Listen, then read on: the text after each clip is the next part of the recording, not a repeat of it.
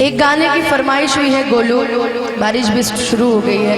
एक गाने की फरमाइश है कि सोच सोच जिया हमरो, कि सोच सोच जिया हमरो, काहे घबराता दरोगा जी हो। यहाँ जितने भी हमारे प्रशासन से हैं, ये गाना हम आपके लिए गा रहे हैं। हमरो कहीं गुम हो गया, उसको ढूंढ ला देते तो ठीक रहता है, लेकिन जाने दीजिए, वो तो भटक गया ना, हम तो अटक ही गए, क्या करिएगा। कि दरो तुम काहे टेंशन में पड़ जाता है जी, अभी जी तुम काहे टेंशन में पड़ जाता है।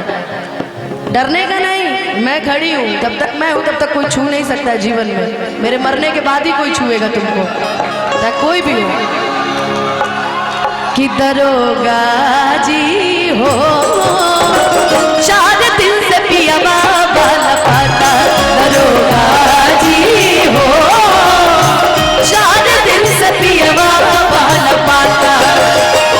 सोच सोच जिया हमरो, सोच सोच जिया हमरो, काहे घबराता दरोगा जी हो। 4 दिन से पिया बाबा लपाता। दरोगा जी हो, 4 दिन से पिया बाबा लपाता।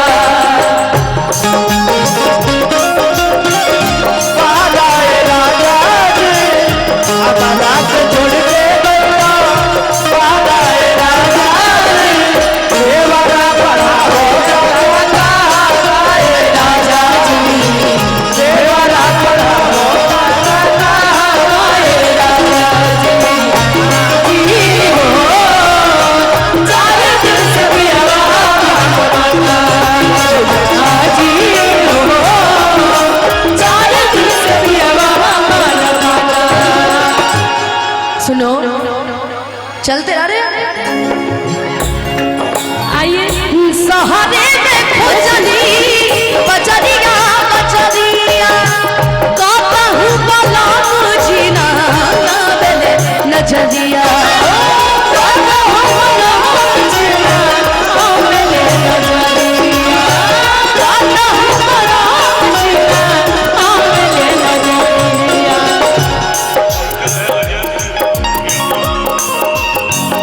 अजय सिंह जी, रेवा मुखिया, हमारे मुखिया जी के अंकल जी हैं, बहुत सारा प्यार आशीर्वाद। शहरे में खोजली बजरिया बजरिया, कहूँ बला मुझी ना आवेले नजरिया, आवेले नजरिया।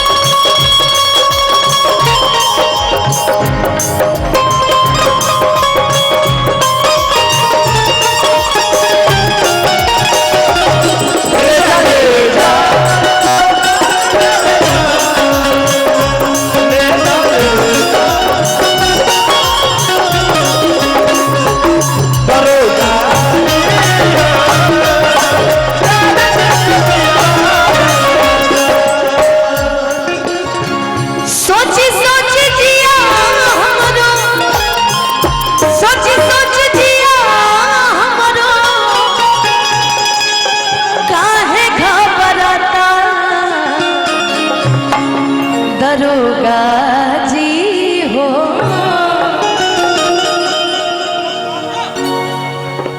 चौगुन कोशिश किया जाए कि 4 दिन से पिया बाबा लपा।